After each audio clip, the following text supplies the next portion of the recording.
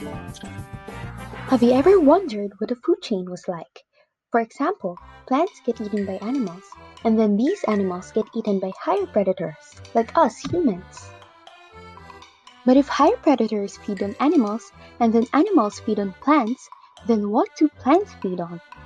Well, they don't get it from other organisms, rather, they make food for themselves.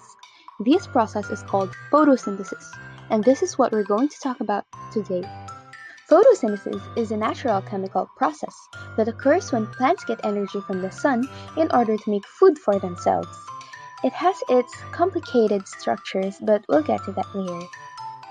The word photosynthesis is made up of the words photo, which means light, and synthesis, which means to put together.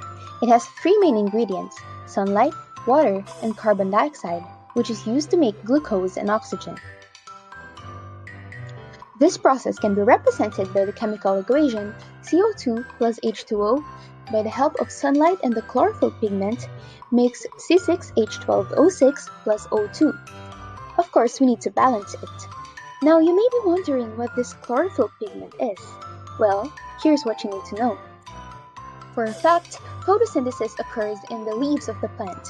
These leaves contain a special organelle called the chloroplast. The chloroplast has four main parts: the thylakoid, disc-like structures that come in stacks called the grana, which are then surrounded by the fluid called stroma, and then we have the inner and the outer membranes. The grana and the stroma each have different roles, or what we know as the stages of photosynthesis, which can be classified into two: light reaction and dark reaction, also called light-dependent and light-independent. Light reactions rely on the sun. Without it, photosynthesis would not be possible.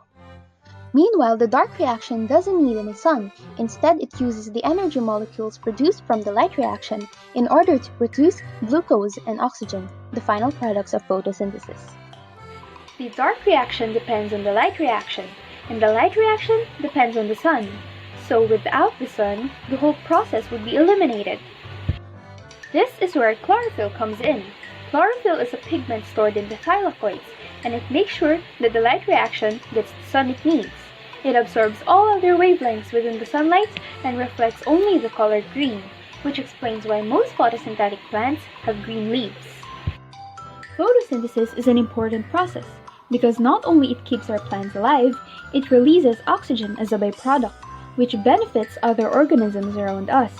This is why tree planting has always been a leading environmental program. Plants keep the environment balanced and healthy.